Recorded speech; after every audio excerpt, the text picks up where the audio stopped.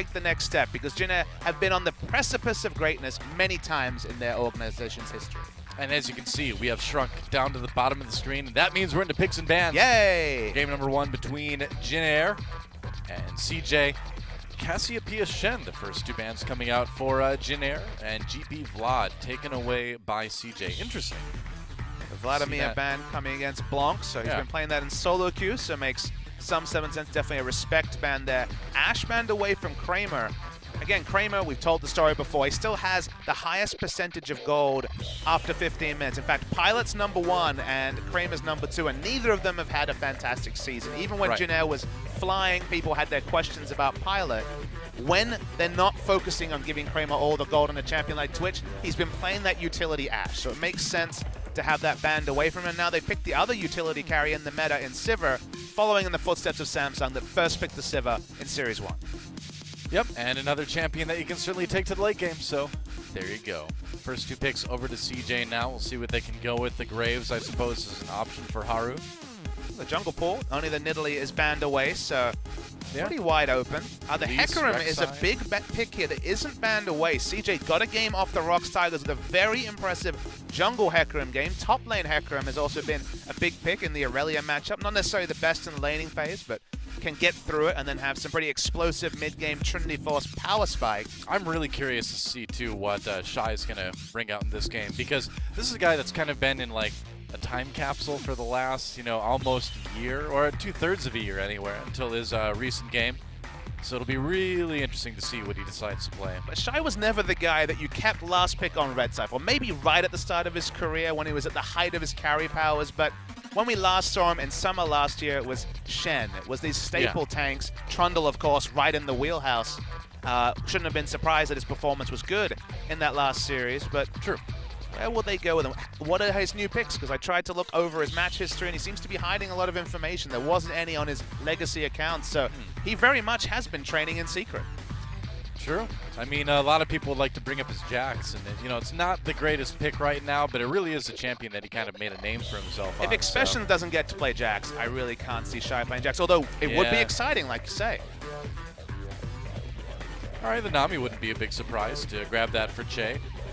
Haru didn't start the last series. They gave a chance for Bubbling, but Bubbling unfortunately had one of his trademark poor games from the jungle. It's not the greatest trademark to have, but just going to see the Graves reach is interesting. That's a very high priority on Graves. It does give them some wave clear from the jungle, so maybe they can go for some riskier picks. Speaking of wave clear and strong jungle picks, the Gragas picked up, and Che has been defaulting to Nami like a lot of supports. So for now, a very balanced draft for Jin Air in the first round. Yeah, well, I mean, I love the Gragas-Nami combo, too. I mean, it's, again, more disengage if you want it, more pick potential if you want it. Just a good versatile duo. Sky could pick up that Azir. He's been able to play that a few times this season already. Or actually, no, my bad. This would be his first game on Azir this season. I only played those handful of games. Yeah. Twisted Fate is his only non-utility carry. You think of him as a Lulu player. Karma, I guess, would also fall in the same scenario. Karma, speaking of falling, another champion that we're a bit surprised to see not contested in Rise. He seems to have fallen off a cliff recently, despite no bigger changes than the last round. We've seen series where he's fall through picks and bans, and he's at risk of doing that again here. True. So that'll be Callista locked in for Kramer, and Trundle once again for Shy. Presumably it could go to support. They've got a Braum. So. Oh, you're right. They've got the Braum. Never mind. The Braum top is probably not going to happen, so probably not. This does leave open Trace to pull out a carry. It is just going to be Trundle, a champion that is susceptible, especially with Snowball. Fiora, for example, could be considered. Yeah.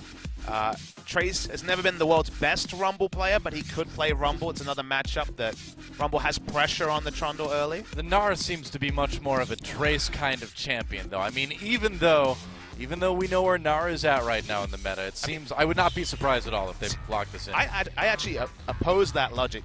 Gnar's in a good place in the meta. It's just that the Gnar performance in this league has been horribly poor. Wow, look at this. Lock in on our first Talia. Whoa, all right. Awesome. Talia for the first time here in LCK, and Sky's going to be playing it. So talk about a hidden pick. Wow, that's really interesting. So we see our first Talia hasn't been picked at all in this league. Rookie played it in the LPL, but it's a smattering of people around the world. It's due to see pretty big changes in future patches. Sure. But We are going to see it here. That ult utility has so much potential. Is CJ the team to unlock that potential? I remain to be convinced, but this is really exciting. First game of Talia in LCK. Yeah, I'm really curious to see what Sky can do with this, because it seems like it's a champion that requires a lot of good team coordination as well. So you think that might make it a bit difficult for CJ that has kind of struggled with that this season. So we'll see. Team fight coordination, any champion that has an ultimate that doesn't involve direct combat, it's only about creating that permanent terrain, requires coordination, and we've been certainly unconvinced by CJ. They are bottom of the ladder, but they're doing something different, which already is exciting, and maybe this vindicates keeping Sky around, because his pocket Talia, you're going to see it for the first time. Maybe. Should be crazy. Jin Air versus CJ, game number 1, and I can be pretty confident in saying that Jin Air was not imagining they would face a Talia here. No, again, I wasn't thinking we would. It's one of those picks that comes out of nowhere, but has so much potential. The potential of Talia can never be denied. It's just on CJ to unlock that potential, because it can really warp team fights. Yep, that's right. So it is time. Jin Air versus CJ, game number 1. Let's do it.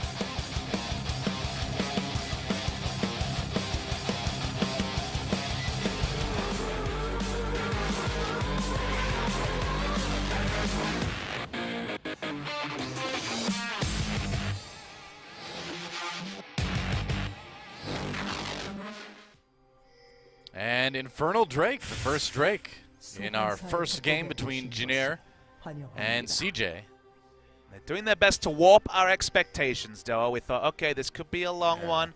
Probably not much to see here. Already the first Talia of the season, and now Infernal Drake, so setting up for at least an intriguing early game. It's going to be the Thunderlords from Talia for a bit more laning oomph. It's sometimes hard to win those trades just with the nature of the threaded volley, the Q, where if you get on the worked ground, you get far less value, but if you're able to vary your placement in the lane, you can certainly do a lot of damage. We have Trundle and Talia putting down their large beneficial areas, I guess you could say. Frozen worked ground. I mean, Trundle Pillar plus one of the Unraveled Earth ultimates, that semi-permanent terrain, could actually cordon off a whole lane, such as the power there. It's true, that does make a big difference. Just got to pair Nivea with this somehow, Korea win rate, so Shy and CJ were always one of those teams towards the top, so probably not a surprise, but 9-4 career between these two players that have been playing for a long time. Trace since 2013 and Shy even longer than that. Yep. Very true. So, here we go. Talia versus Azir. What do you think about this matchup, man? I know it's not one we've seen before, but... I mean, at the end of the day, especially early in the lane, Talia will actually have a pushing advantage. Not many people will do that, but before the work ground is all over, the lane has a big shoving advantage. After that, becomes more difficult. Face check coming through. Yeah, that's right. And Shay's going to take a big amount of damage, forced to flash away, actually. I mean, it is a Nami. Had to tank up the Krugs, so it's penalized in that way. Yep. This is probably going to be a manageable lane for Talia. I don't think it's going to be an outstanding one. I think the one-item power spike will probably still be there for Blanc, which is expected to be something like Nashal's Tooth, or maybe the Berserker Greaves into the Morellonomicon. But also touching on the Nara, that I kind of had to change my train of thought after the first Talia lock-in. Nara wins this matchup. He wins it hard. But playing around Nara, again, the matchups are now so well known. Nara will win without jungler impact, but now that we have standard lanes, look for the junglers to impact that lane. Nara just gets to build his items. He will bully the Trundle. Yep, wow. Nice trade on Blanc. Taking a lot of damage already, and that Q coming in forces a heal. Already a good start for Sky.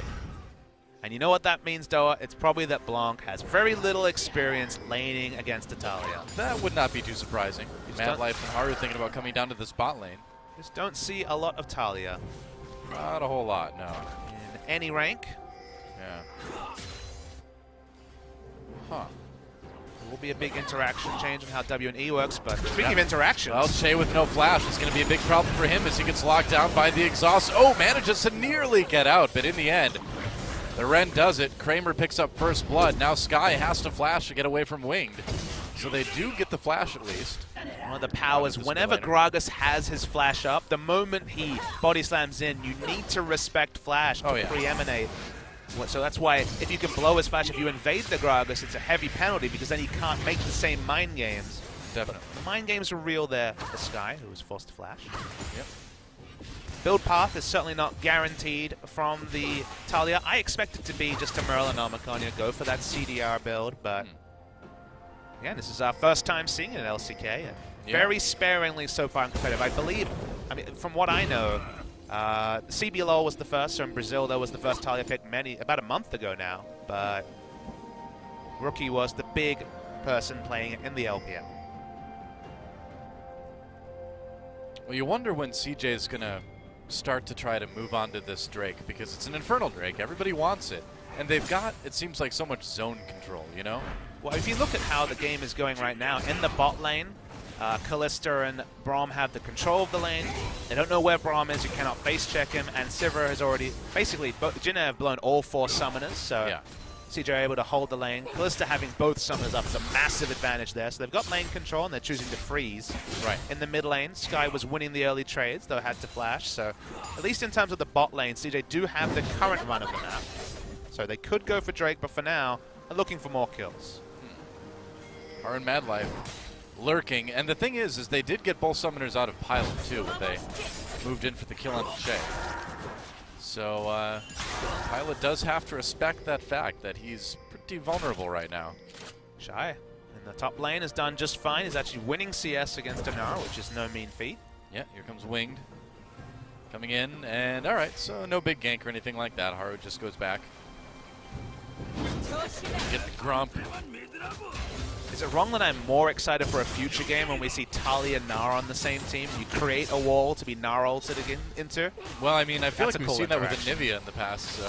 That's a cool interaction to look forward to. We got the Anivia in recent times being in the meta has led to that as well. It's going to be the Q max.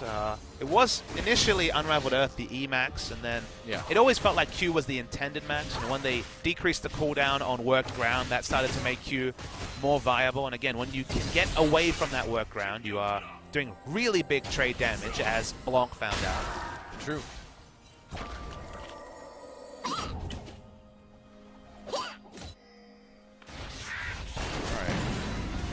So all quiet for the moment anyway. But that will not last long. I think if anything, this will be one of our more action-packed early games.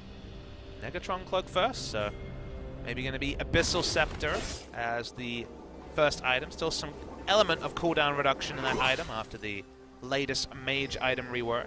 Yep. Doing a bit of rock surfing. Yeah. Way back to lane. Talia's a really cool champion.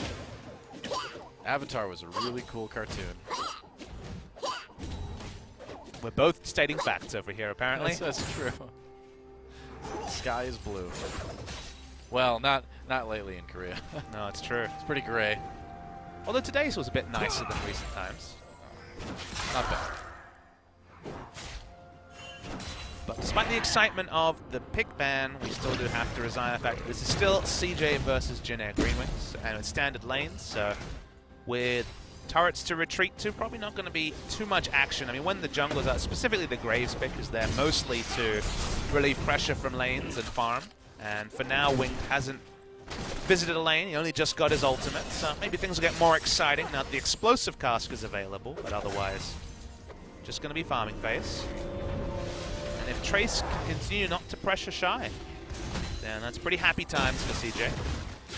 Yeah, well, I mean, we've seen Trundles do a little bit better in this lane than I think we remember. There was a lot invested into that in the previous game to make it happen. In standard laning, it should actually be pretty tough, but it's going to be the trademark defensive itemization from Trace. This has always been his way. He's never been one to rush a Black Cleaver, even in a matchup like Gnar versus Trundle. He's going to go for the Ninja Tabi, so he's going to have the combat stat effectiveness on those Boots 2 purchases. True. A really nice first shot for Shy. Both the Swiftness Boots and the Tiamat on the first back. Yeah, he'll be a scary Trundle. I mean, again, you know, we've said this before, but the other game we saw him play that Trundle in this season, his only other game of the season, he did look really good. He was a force to be reckoned with in the late game, and even though they lost that game, you're kind of like, all right, Shy he's still got it, you know? His 2v2 skirmishing left a bit to be desired. He overstayed in a couple Late and got game, killed. But as you said, the moment the team fight phase hit, he was actually back to trademark Shy. He was always a wonderful team fighter. Yeah. Whoa, Che flashing anyway, but they're going to go in on this. A little bit of trouble. Here comes Sky with that ultimate. Helps Haru pick up the kill. Sky got there really quick with that Weaver's Wall. That was awesome to see. Honestly, Sky, known as a Twisted Fate player, has the mind to roam first. Yeah, very true. Came over on the Weaver's Wall. Not on worked ground anymore, so those trades with the Q are strong. And okay, CJ has certainly been scrimming this Talia because even that first invade showed a level of commitment and also a level of communication that's been absent for the majority of the season. Right, and I mean, that's exactly what we said going into this game, is that by picking up that Talia, now they do need to be a little bit more coordinated. This Dragon a little bit risky here, but it looks like they will be able to finish it off. Haru goes in, gets the smite. TP coming in from Jin Air, though. Oh, canceled. Yeah, they might be able to catch Haru. Yep, Emperor's Divide helps Wing to pick one up. Well, Trace completed the teleport for some reason. It was super late. It was in the back of the pit. They already had two members converging who definitely was going to pick up Haru, so Trace only really succeeds in losing a wave of minions to his turret. Communication was definitely something we're looking for from CJ. Looks like Jin Air need to brush up on a bit of that communication themselves. Yeah. You know, the more I think about it, I suppose you can kind of approach Talia kind of like a TF, right? You can kind of get there. I mean, the range of the ultimate, the Weaver's Wall is just massive. Like it's so long. I think it's 6,000 range at highest level. Yeah. At level 1, it's 3,000, which is about 2/3 of the way there to Twisted Fate's ult range, I believe. So it is really long, and especially if you're looking to take fights around the enemy red buff, mid lane to enemy red buff is about 2,000 units, and we saw really nice reaction there. Yep. And if you're able to shove in, which is what QMax does, if you're not standing on the worked ground, then this has been really good to see. His Blunt might die. Yeah, he had to flash away from that. He was about to maybe get killed off by the Unraveled Earth.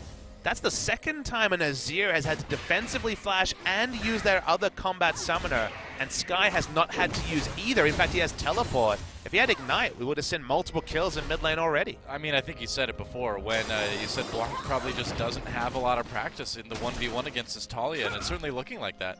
And now you suddenly really need to quickly get that practice scrim whenever you face against CJ, and the champion is, at least right now, stated to change quite significantly in future patches. They're coming in for another gank, though. That's right, coming down. There's the wall trying to block off Che. He's going to hop off early, though. Che trapped. Easy kill. Mad Life picking that one up.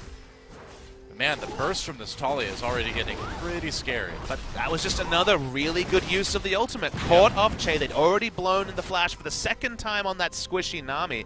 Pilot has to flash away, and it's little plays like that that make me excited for the future games when we continue to see a meta that Talia's in, because you blow the flashes and then you rock up behind. 4 people, 5 people trapped. It's like everyone's trapped in the Jarvan ultimate, and man, it's really surprising to see CJ so well trained on this new champion. Yeah, we've talked about this before, you know, outside of the cast, and I'm sure a lot of other people have too, but you know, once people really get the coordination down on this Talia pick, it is going to be pretty massive, I think. And it's going to warp champion pools because, I mean, look, more realistically, it's going to force bans, but at least initially, if you don't have an escape and you're forced to flash, Talia has so many options to really punish you in a way that Jarvan is so much more focused on a single target. Yeah, very true. Not many champions in the game get terrain, a lot of legacy champions like a Nivea, for example. But incorporating it in such a strong way in that ultimate that also gives her that massive mobility just makes her the sort of champion that is a really interesting one that could shape competitive play for patches to come. The poke that Sky's able to do on this is already really scary. That's why you have to be so defensive, or at least you really have to take a lot of data before you buff things like worked ground, because when the worked ground is there, then okay, it's just a single projectile, but whenever you can navigate away from that, the damage you do, and early trades especially, is insane. You can just shove really effectively as well. Sure. And you still do have the sustain even when you're on worked ground from that mana refund.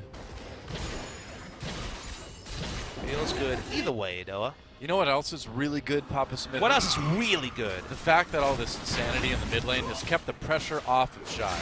And Shy's been able to just sit in top lane, have the 1v1, farm in a kind of a relaxed way under his turret, and he likely will be very relevant in the late game.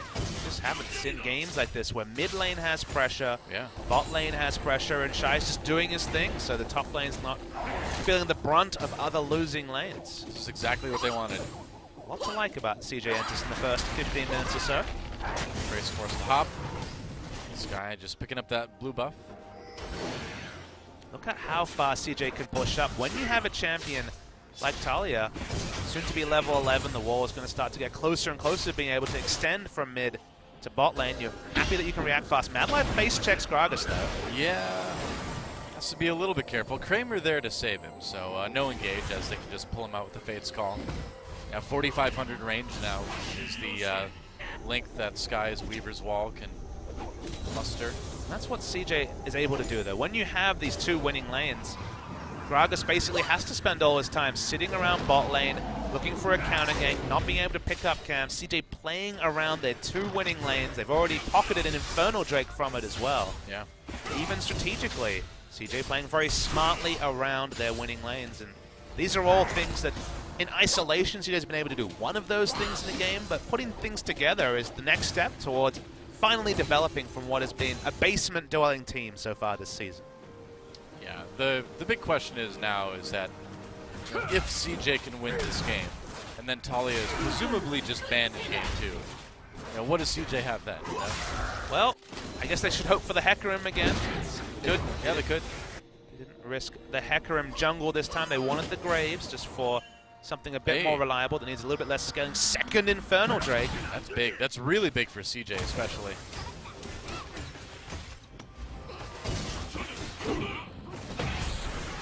Graves from the jungle as well. And yeah, more damage scaling for that Graves. All right, Infernal Drake is up. CJ already starting it. Trace just going back to top lane. He's got his TP if he wants to come in. If he wants to come in, he needs to come in early. Remember, he has no rage bar. There's nothing to auto attack on the way. That's the big problem, is that Gnar bar is still way too low for him to make a big difference here. There goes the Drake, goes to CJ yet again. Wing comes in. That may be a bit of a mistake. Tidal Wave goes through from Chang. CJ looking for a kill. They've already got the Infernal Drake. Weaver's Wall comes in, doesn't manage to catch anybody though.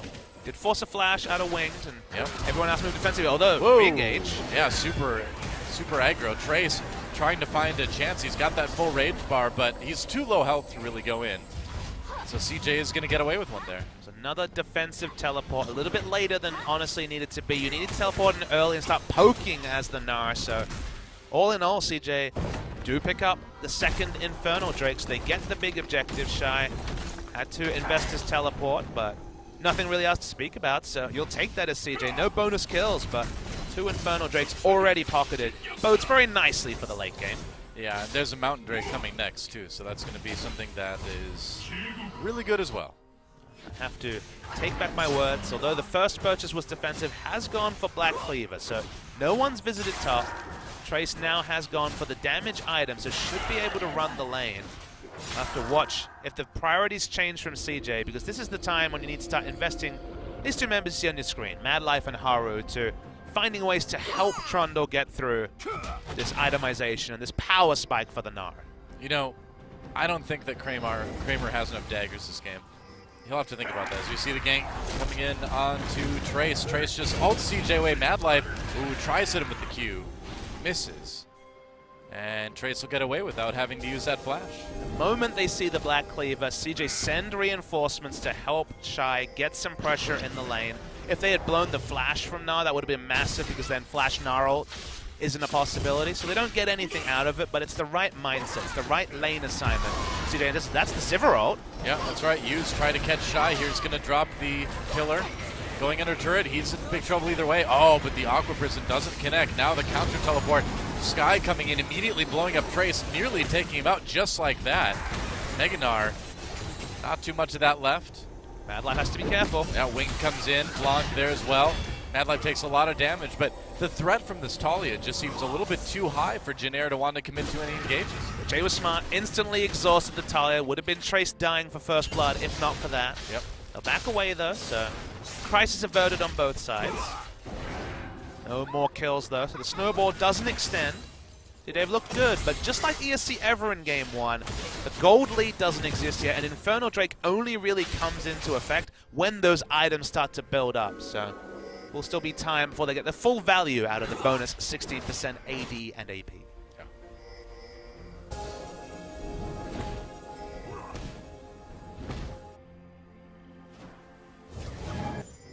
CJ pushing into this top lane now. I mean, they're running the 2v2. We saw them controlling the lane. Shay has had his flash down basically this entire game. And now they move to top lane with a turret already taken down. So they're just trying to pile up the early gold with their lane advantage. The chain vest now completed. Shy won't have a great time in lane, but be able to do at least a little bit of farming towards his turret against the Gnar.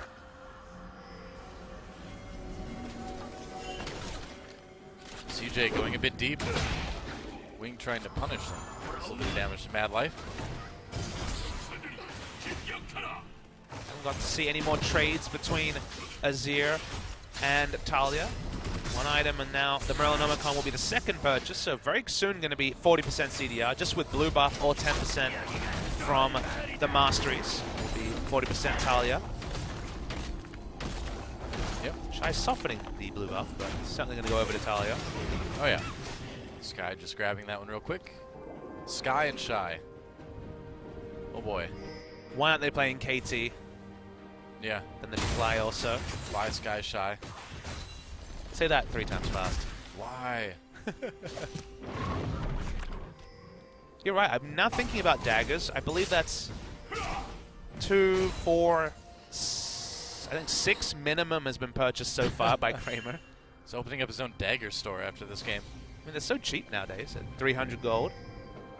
Why not? Just load up on daggers. Well, Kallista's the champion, right? With the Ren stacks that has that really strong synergy with attack speed. Will probably be, almost certainly be the Hurricane coming in as well. Yep. Man, Unraveled Earth just makes Ziggs cry, I think, you know? He's like, my Issa doesn't seem very good anymore. Stated to be some pretty significant changes to the interaction between W and E that will actually give more burst to Talia, which is a scary thought. Boy. Change the way she plays, but games like this, where we see her play, at least so far, effectively at the professional level, can always shape future changes. We're seeing some turrets taken. CJ had that double Infernal Drake, plenty of attack speed on Kramer. Graves going to walk up as well. Jin Air's going to go for a Baron though, but it is in vision. Yeah, they know it's happening. The ward is spotted. Talia ultimate comes through, just cuts off a few members of Jin Air, but CJ not there to really capitalize on that. Still a bit awkward. Whoa. Holy cow, Sky just evaporates Blanc. He was just insta-gibbed. That's going to zone them away. That's definitely a Sivir in fear. That's the scream of fear. Ah! Ah! Run away! We've never seen this champion before. What does she do? She wins games, apparently. Yes. Fights is here and doesn't afraid of anything.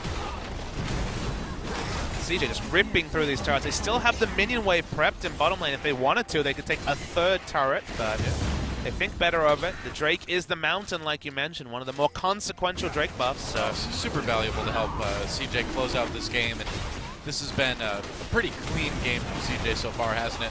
It's interesting watching now the interaction in Talia and things like Drake, because of course the workaround goes away every 2 minutes. So between Drake buffs, you come back and you just explode the Drake as well. We're seeing a replay. Yep.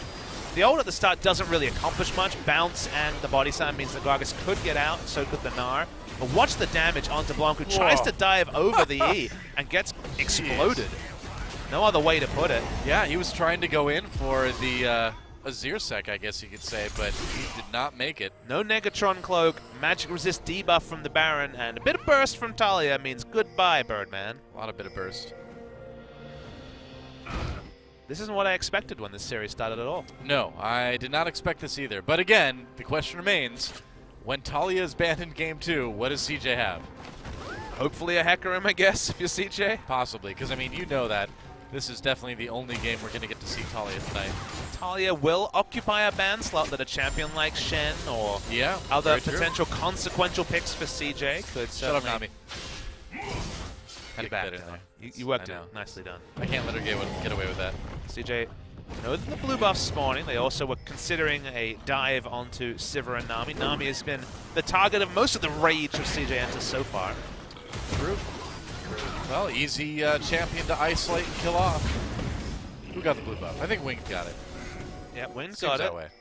Yeah, and we need to, in this game, really pay attention to the flash on specifically Pilot and Shay, the two champions without repositions to get over the Talia ultimate. For now, they are both up. In fact, all summoners outside of teleport up for Jin Air. The all leads continue to grow, but once again, like that ESC Ever game, it hasn't gone massively, and still, an overcommittal from CJ into, say, Azir getting free damage, or Pilot finishing the Infinity Edge and getting the Ricochet crits. There's certainly a world where Jin Air Greenwings can win team fights, so game's not in the banks, but already a better early game than we're expected to by CJ. Yeah, wow, Pilot in a lot of trouble here. Several used to try to get away. Here comes Sky coming over that Weaver's wall, and Talia just blows up another champion. Did you see that damage? He was exhausted when the damage went off as well. Dude, Pilot got rocked. Jin Air just doesn't know the ranges of this ability. They keep getting knocked back by the W into Talia's E and dying outright. Shai's going to split push an inner turret as well. Homework for Jin Air Greenwings. Research this Talia character. No kidding. Oh. Uh-oh. Ping's going down. They don't exactly know where CJ is. Wing gonna walk right into it. There's the damage. Can he get away? Oh, great W from Sky. And explosive cast has to be used.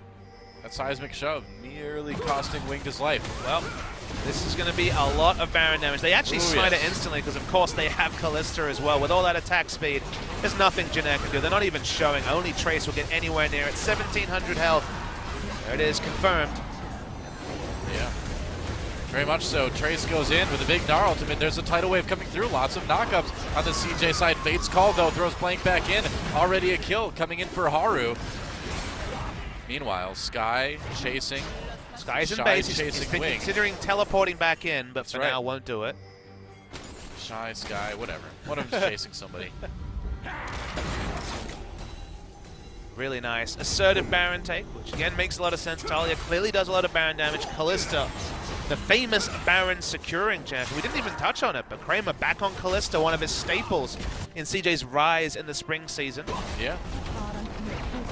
All outer turrets in top and bot lane down. A lot of surprising picks. I mean, this is Kramer's first Callista game of this season, even though, like you mentioned, he was pretty successful on it in the spring. And look, Callista definitely hasn't been super convincing this season. A couple of AD carries, Sangyun, for example, tried picking it up and had mixed results and then some, so it's not the oppressive lane force, which is good. The meta kind of shaped around first Callista, then Lucian more recently, but yeah. Has always had that singular strength. I mean, she honestly had too many strengths originally, but one of her main strengths has been securing Drake and securing the Baron, so used for that in this game. So the build, just to recap, was Abyssal Scepter first, Merlin second. Rylai's makes the catch potential of this Talia super high, especially in a long lane. You hit the first Rylai's, and we know the damage is very high on the threaded volley, and then you just walk forward as they're trying to kite you onto non-worked ground and continue to slow, continue to do damage. And hell, you can always throw in that ult for more gap close if you need it. Very true. Shy pushing with the Baron up in the top lane. Meanwhile, the rest of CJ moving down towards bottom. We are sub 30 minutes, and CJ is firmly in control of this game with a 9,000 gold lead. Baron, 3 dragons to 0. And that's 2 Infernals and a mountain too, so it's not like 3 Cloud Drakes or something. Really excited to see CJ show this, but a bit reminiscent of Samsung when they were struggling. They always had singular strats, but when you were forced to win a best of 3, that's when they kind of fell apart. That's going to be the tricky part. Is how do you win game 2? You have another crazy mid laner. Maybe. Malzahar, that'd be a fun one. Already seen it. In the mid lane, though, it's different. Yasuo. Do you really want to see the Yasuo again? You bet. I love watching Yasuo. I do too, but they just kind of get dumpstered. We don't see winning Yasuos very often. Yasuo, Trundle, Braum, Rek'Sai. There you go. You like physical damage. Knock him down. Bring back the reworked Corki as AD carry. Yeah. He can do some magic damage. CJ have so much map control. All outer turrets down, all inner turrets down, only inhibitor turrets left. Baron's been taken, Drake's spawned, but looks like they don't want to kite back for a second mountain Drake. They'll just use the first one they have to smash down turrets. Yeah, they've got the pressure on. Why stop? Oh, maybe if you kill Haru, that's a good reason to stop, or Haru gets killed rather. Madlife forced to maybe flash for the ball. No, he has no flash. He will just die. I want to see the start of that one because CJ falling apart here at the moment. Kramer trying to get damage onto Winged. Talia manages to get the equalizing kill, semi-equalizing anyway, against Blanc. But that's 2 for 1 in favor of Jin Air. It looked like a big flank coming through. We didn't catch the start of the fight, but from there, squishier members. Madlife didn't have flash, didn't have anyone to W2, and Kalista, you could see, was walking into range for the ultimate. So clearly CJ just weren't expecting any aggression, and that makes a lot of sense. The enemy team didn't even have time to put down wards. Let's track the mini-map to see what happened. They were overextended. Winged walks up. Haru was already low. He must have taken some turret shots, I guess, but just got exploded. The moment the Kalista kites to the right, not in a position to use Fate's Call on Madlife, so isn't able to walk up. But Sky takes damage, and whoa, Blanc still has no idea how to play against Talia at all. That was a really nice play from Sky, actually. Using the flash at the end to get off the workaround and fire a bigger Q. Sure, but Blanc flashed onto the E and took a load of damage. Well, didn't flash, he used his, he Q-E'd over and died. Another Mountain Drake for CJ. So they still have all the dragons. I just wonder why they play Blanc and then pick Azir. Because Kuzan is a really good Azir player. That's a good point. You know, again, one wonders what's going on behind the scenes there. In almost all camps, you wonder. SKT struggles, you're like, what's going on there? Well, it's really obvious in SKT is that their junglers have issues. That's pretty much it for SK Telecom. Everything else is going okay. There was a Reddit thread that was from Trick, one of his interviews, where he said, I think I'm a better jungler than both Blank and Bengi. And the first post with like 600 upvotes was, all right. Yeah, I can see it. Maybe they'll come good later, but it's been some lean weeks for the SKT junglers. Yeah, and I mean, Bengi's had such an incredibly successful career. You really, at the end of the day, you really can't say anything bad about that guy. Blank, on the other hand, it's, he won MSI. Got a bit of work to. He won MSI. He won IEM as well. He's got a bit of work to do. But hey, you know, Tom won a season of champions, so. Yeah. Peekaboo didn't get to play that game. It's true. I remember he was very sad. I talked to him after that. It's like everybody except me. Yep. Oh well. He had a good run at Worlds. Fair point. And then he's got a nice vacation this year. Guess so.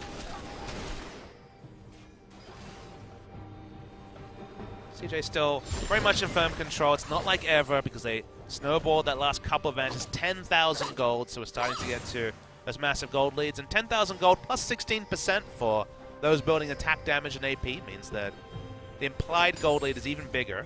Yeah. No investment in the Void stuff yet for Talia. He's going for flat AP with ostensibly a Death Cap next. Does have Abyssal Scepter for a bit of Magic Hand.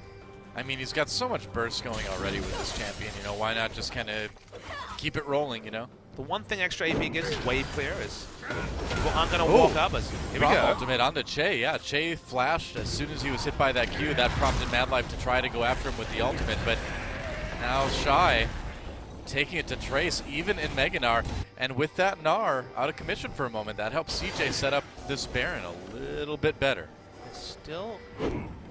Well, now Shy has to try to stop the TP, or maybe stop him getting back to base. Oh, hi.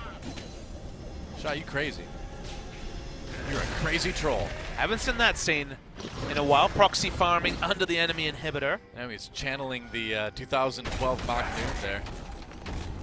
Makes sense for him to channel that, I guess. That is true. As another OG. He was there. He saw it. See, very much has the run of the laning matchup. It's very worrying that a double laning item, Gnar, is getting proxied by a Trundle. When you go Frozen Out, Black Cleaver, you're supposed to win the lane, Noah. Yeah, and what is that I see in Shy's inventory? Why, is that an Ohm Wrecker? 2 days, 2 Ohm Wreckers. Wow. See, now he can just ult the, Omreka the turret. Yeah. You can just go wild with that, man. Omreka really does build nicely. It gives you also the movement speed, as you can see on the screen as you move past the turrets. Usually the active isn't the most consequential, but in a game like this where you've got Talia who really wants to dive hard, you could pull off some interesting engages with the Omreka. Also, it's a style item. Recalling for the moment, it is, and Shy is styling a bit on his opponent. He's about 2,000 gold up right now. It's a weird and wonderful season of LCK. It is. It is. Just if you sat people down at the start of the season and explained half the things that would happen this season, no one would believe you. It's true. It's the whose line is it anyway season of Champions where... What doesn't matter though this season? That's a good question. The Cloud Drakes. Theoretically, that's the answer. All the results are made up and the Cloud Drakes don't matter. That's right. Where the wins are made up and the Cloud Drakes don't matter. You can see it. Trace's rage is probably more real life than Gnar related in this game. Yeah, not bringing out the Aurelia. You know, we talked about this, that he's been really spamming it in solo queue, but not bringing it out in game number 1 yet. I mean, the Trundle matchup's not ideal for the Aurelia, so no. And that part's understandable. It's a bit of a skill matchup, but I'd be surprised not to see him pick Aurelia once. CJ going to turn on to Baron to lead it instantly. I mean, Shy saw the Narvar go away, so they thought it was probably safe. Talia Wall blocks Winged off from the rest of his team. There's a tidal wave coming through. Baron already taken by CJ. That's actually a really nice Talia ultimate. Yeah, you wouldn't think it at first glance, but what happened there was that no one could assist Winged, and then he had second thoughts about looking for the steal with nobody backing him up, so guaranteed the Baron. Trace does guarantee the red buff. The thing is Shy saw the Mega Gnar form go away from Trace, and as soon as they knew that was down, they just started the Baron. They're like, all right, well, Gnar can't TP in and ruin our day, so might as well go for it. Elder Dragon coming up next. And what an Elder Drake that is, or Elder Dragon as you say that is, when it amplifies 2 Infernals and 2 Mountain Drakes. It's pretty big. They have so many options. If you get this buff, you do 25 bonus damage to turrets, obviously 25 bonus damage to Baron, but that's less of an immediate concern. You can also disable those turrets with the Omwrecker. That's true. I like how Omwrecker is suddenly standard here. I like how Omwrecker with a slightly different pronunciation is Homewrecker. And Om hasn't played in Korea for a long time. Fair point. I think he's still coaching Vici. Secret coach. Oh yes, I remember the secret coaching days. All right, well, CJ getting ready to go after this Elder Dragon. And why not, you know?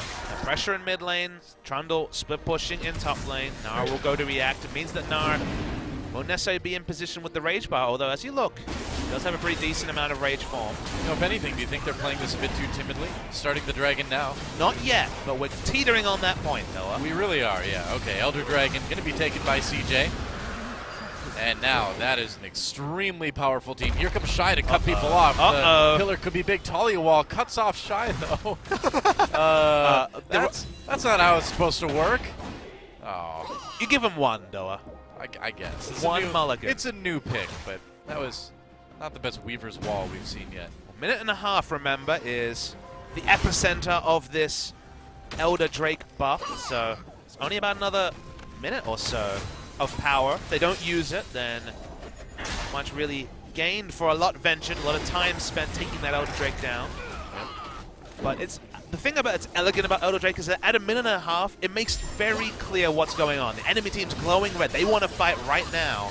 And it's on Jin Air to try and create enough pressure. They don't have to fight in the next minute. Yeah.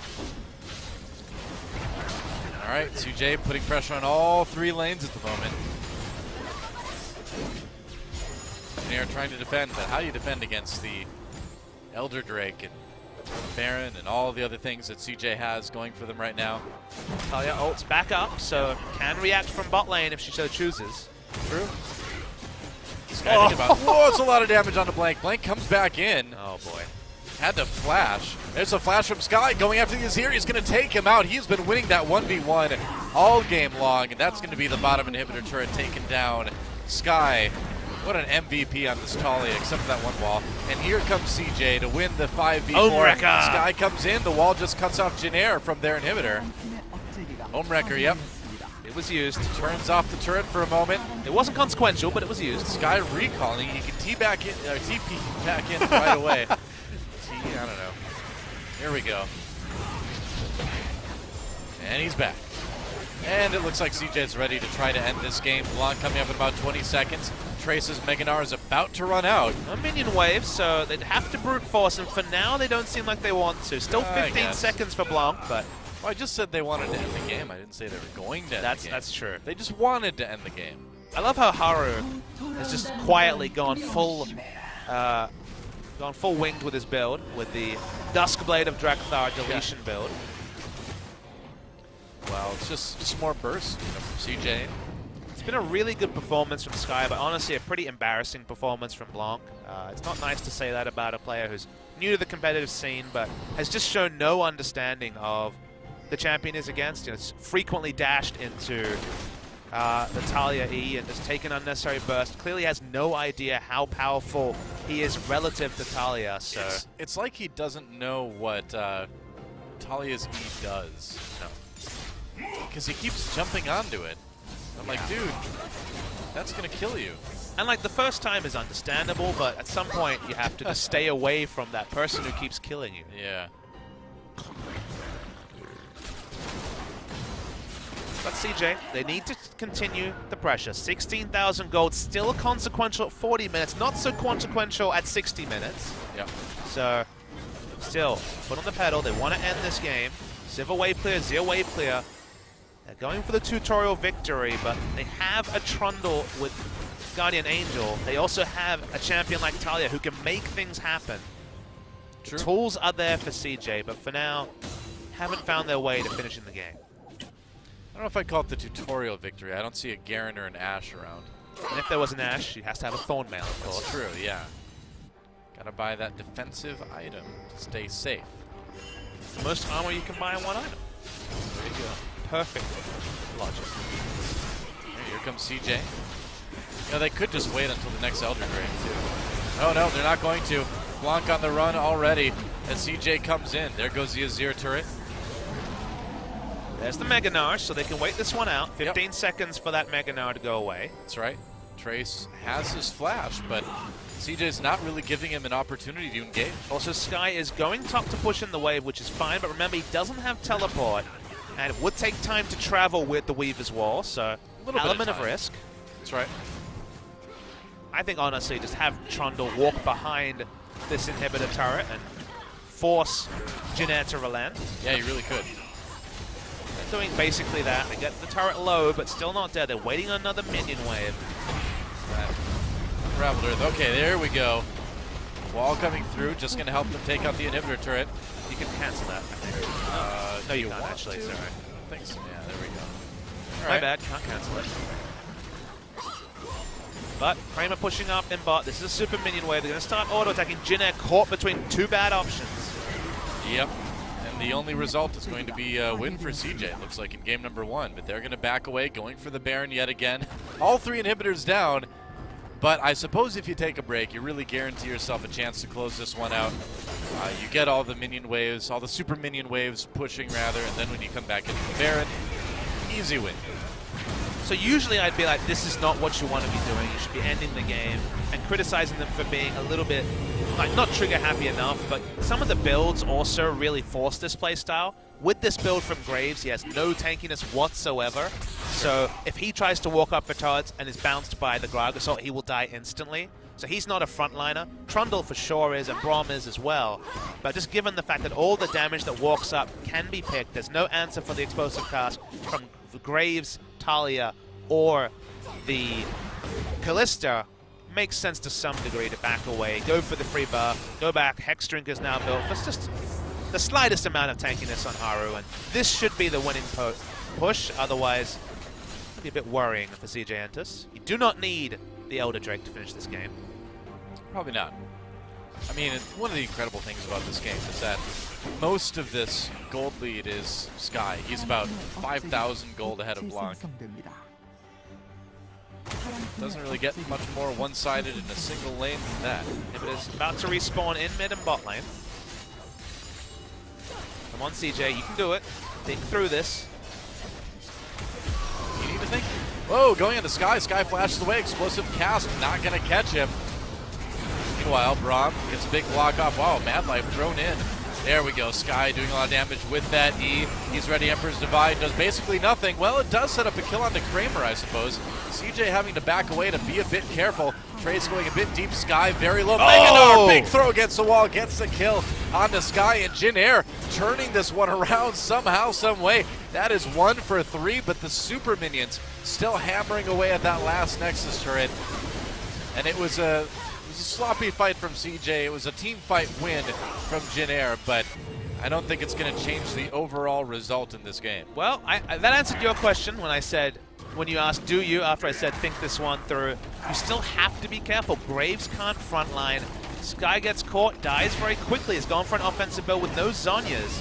But the big issue here is that you need Trundle specifically and Braum in the front line. Although Mad Life was there, quickly has to back away. Still a support, so tankiness on a budget. Omreka on the turret. Trundle fighting away from his carries. Kramer dies while Trundle is trying to finish the game, hitting turrets. So definitely not the best synergy between the cores. This is a really nice now ultimate. The only reason more people don't die is that the exhaust stops the extra damage on register of the stun. Still in a great position, CJ, but already you're deciding to be, if you're a CJ fan, you're like, okay, this has been great, but still haven't blown up the Nexus. And MVP fans know how close you can come without being able to win. Yeah, I mean, it's unlikely that Jin Air can find a way to win this game, but it is still a little bit disheartening that CJ played so well for like the first 20, maybe even 30 minutes, and now it's just kind of stalled out of it. Wave clear is the one thing Jin Air's comp can still do. You might not be able to do explosive damage to champions. Still will be good from the Azir, but with all the AP and attack speed, they still do have the ability to delete minion waves. And then if you don't think through those turret takes or really call out targets effectively, whether those targets are champions or turrets, things like that last engagement can happen. Sure enough. Here comes CJ for what they hope is going to be their final push. Turret's really low. Sky doing some damage already. There goes the Nexus turret in just a moment. Sky thrown out by the explosive cast. Nice Braum ult to save the mid laner, and there we go. Kills coming in on each side though. Jin Air in the end though can't quite face CJ. Haru doing a bit too much damage on that Graves. There goes Wing finally, and that will be the end of the game. A triple kill for Haru in an interesting game one. We'll put it that way. Interesting, but on the whole, a very positive one for CJ Entus. This bottom place team has been there for almost the entirety of the season. Brought out new things. The Talia pick for the first time in the LCK was wildly successful, even with some hiccups, with a singular wall and some of the team fighting right around the enemy Nexus. When the plays needed to be made, he made them, and that's the thing that you have to credit Sky on. Blanc, I think you have to ban this Talia away. We look at the damage. Massive amount of damage, and that's probably the slowest damage Azir for a 40-plus minute game that we've ever seen. The amount to which Sky crushed Blanc this game cannot be overstated, and Talia is the one guaranteed ban we will see coming into game 2. Well, yeah, I mean, Sky shut down Blanc so hard on that. Talia, he got like, what, 2 or 3 solo kills against that Azir, and